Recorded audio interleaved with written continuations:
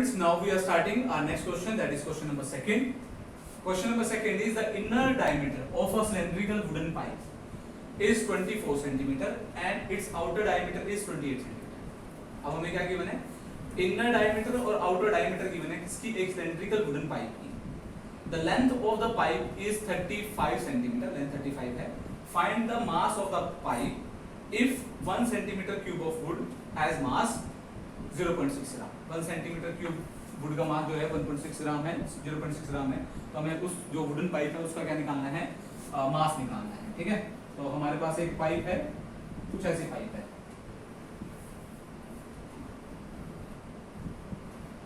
और एक अंदर से होलो है जिसकी इनर डायमीटर कितनी है? 24 सेंटीमीटर है. और जो आउटर डायमीटर है वो कितनी है?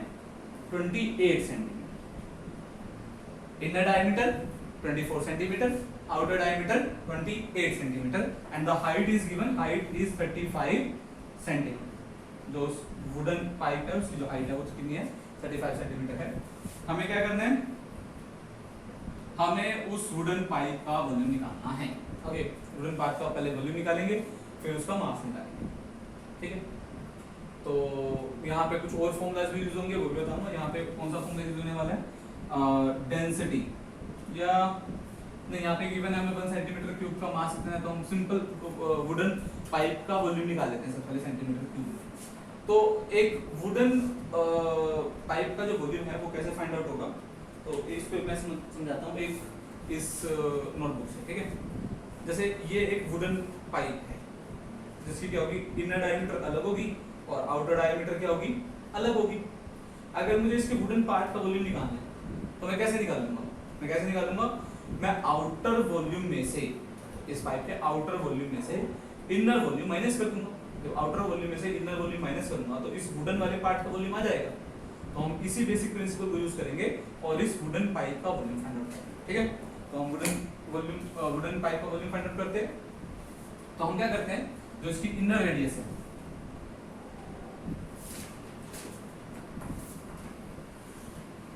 इनर रेडियस, तो पहले वो फाइंड आउट कर लेते हैं. इनर रेडियस कितनी होगी? डायमीटर 24 है तो रेडियस 12 सेंटीमीटर होगी. अगर आउटर रेडियस की बात करें, आउटर डायमीटर 24 है तो रेडियस कितनी हो जाएगी? 24, उसकी हाफ. अब हमारे पास इनर रेडियस और आउटर रेडियस है, हमें क्या निकालना है? वॉल्यूम निकालना है. वॉल्यूम ऑफ वुडन पाइप वो किसके इक्वल होगा? That will be volume of, या हम कहें outer volume of cylinder minus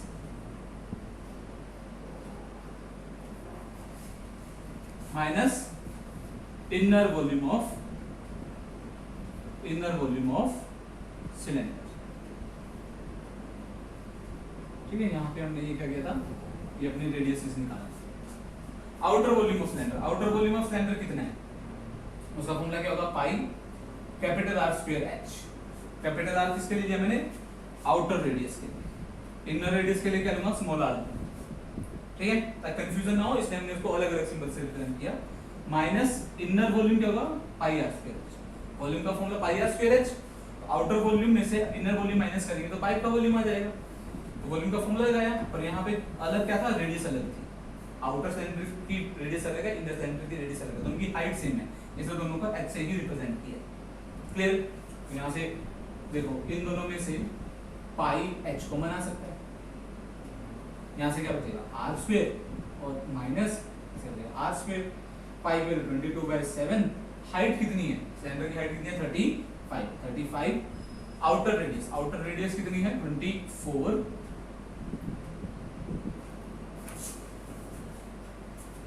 no sorry 14 है. 14 है. कैसे? 28 आउटर डायमीटर थी तो आउटर रेडियस कितनी हो जाएगी? 14, उसकी हाफ. और इनर रेडियस कितनी है? 24 की हाफ. 12. तो यहाँ पे थोड़ी सी गड़बड़ होगी थी, तो यहाँ पे देखना. तो यहाँ पर आउटर रेडियस कितनी है मेरी? 14 है, 24 नहीं है. 14 स्क्वायर माइनस इनर रेडियस 12. 7 5 35, तो 22 into 5. a square minus B square. यहाँ फॉर्मूला लगाते हैं. A plus B, A minus B.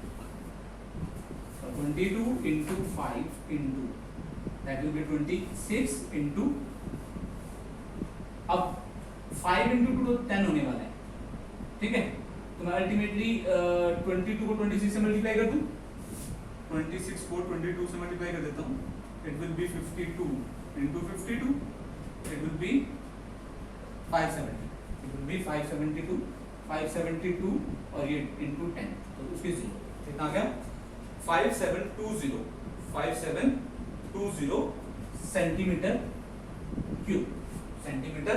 Cube. ये मेरा क्या आ गया, मेरा आ गया वॉल्यूम, किसका, वुड का वॉल्यूम आ गया। अब मैं यहाँ पे कर देता हूँ, ये मेरा वुड का वॉल्यूम आ गया, जो वुडन पाइप है उसका वॉल्यूम आ गया। अब मुझे पता है 1 सेंटीमीटर क्यूब ऑफ वुड का जो मास है वो किसके इक्वल है, 0.6 ग्राम के इक्वल है ना। तो मुझे किसका निकालना है, मुझे 5720 सेंटीमीटर क्यूब, ठीक है, ऑफ वुड का क्या निकालना है, मास निकालना है। तो 0.6 into 5720 हो जाएगा, है ना। तो पॉइंट कट करके डिवाइड बाय 10, 0 से 0 कैंसिल, तो 572 को 6 से मल्टीप्लाई कर देते हैं, 6 2 जा 12, 1 कैरी, 7 6 जा 42, 1 3 43, 6 5 जा 30, 30 प्लस 4 34, तो कितना आ गया 3432 ग्राम, 3432 ग्राम। तो इतना जो मास होगा वो किसका होगा, वुड का होगा, इतना वुड का मास होगा मेरा। ओके, अगर मुझे इसे केजी में कन्वर्ट करना तो डिवाइड बाय, इसको क्या करता हूँ मैं, डिवाइड बाय 1000 कर देता हूँ, और ये कितना देगा 3.432 केजी। तो ग्राम में इतना मास होगा वुड का, और केजी में होगा 3.432 केजी। और बहुत इजी क्वेश्चन था। हमने क्या किया, इनर आउटर रेडियस निकाली, वुड का वॉल्यूम निकालना था, तो outer volume minus inner volume किया, फॉर्मूलाज पुट किए, वैल्यूज पुट की, तो मेरा वुड का वॉल्यूम आ गया था 5720 सेंटीमीटर। और मुझे सिर्फ वॉल्यूम नहीं निकालना था, मुझे क्या करना, मास भी निकालना था। तो 1 सेंटीमीटर क्यूब ऑफ वुड का जो मास था वो कितना था, 0.6 ग्राम था। तो 5720 सेंटीमीटर क्यूब का मैंने मास निकाला, वो कितना है मेरा 3432 ग्राम।